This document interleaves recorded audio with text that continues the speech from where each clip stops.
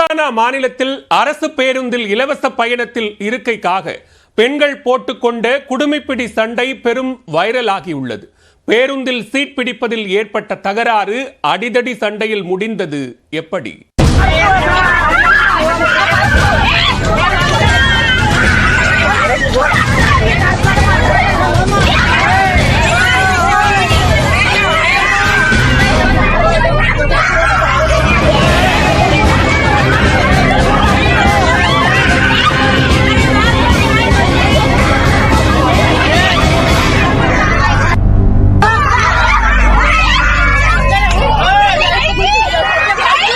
தெலுங்கானாவில் பேருந்தில் இடம் பிடிக்க பெண்கள் மோதிக்கொண்ட அடிதடி காட்சிகள்தான் இவை. இலவச அரசு பேருந்து பயணம் குடுமிப்பிடி சண்டைக்கு காரணமாக அமைந்தது எப்படி? தெலுங்கானா மாநிலத்தில் சமீபத்தில் நடந்து முடிந்த சட்டப்பேரவை தேர்தலில் காங்கிரஸ் ஆட்சியை பிடித்தது. புதிதாக ஆட்சி பொறுப்பேற்ற ரேவந்த் ரெட்டி தலைமையிலான காங்கிரஸ் அரசு பெண்களுக்கு இலவச பேருந்து பயண திட்டம் தொடங்கப்படும் என தேர்தல் வாக்குறுதி அளித்திருந்தது. அதன்படி ஆட்சிக்கு வந்ததும் மகாலட்சுமி என்ற பெயரில் பெண்களுக்கான இலவச பேருந்து போக்குவரத்து திட்டத்தை தொடங்கியது.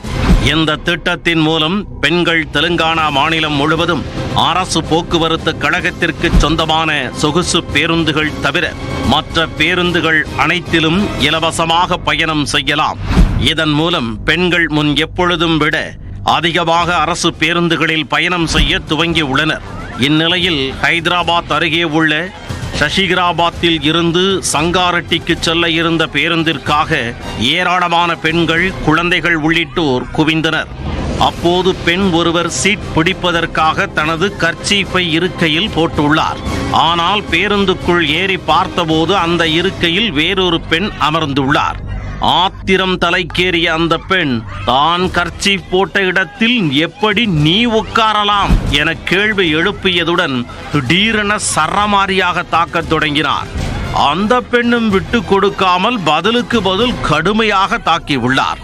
இருவரும் முடியை பிடித்துக் கொண்டு தாக்கிக் கொண்ட குடுமிப்பிடி சண்டையால் அருகில் இருந்த குழந்தைகள் கதறி அழுதனர். பேருந்து ஓட்டுநர், நடத்துனர், சக பயணிகள் ஆகியோர் தலையிட்டு அவர்களை சமாதானம் செய்து வைத்தனர்.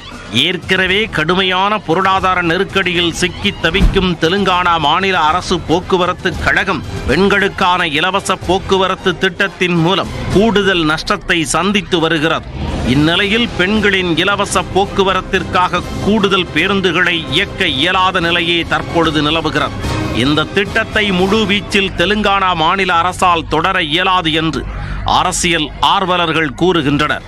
போதிய பேருந்து வசதி இல்லாததால் பெண்கள் மோதிக்கொண்ட இந்த சம்பவத்தால் தெலுங்கானா இலவச பேருந்து பயண திட்டம் பலரின் கேள்விக்கும் இலக்காகியுள்ளது.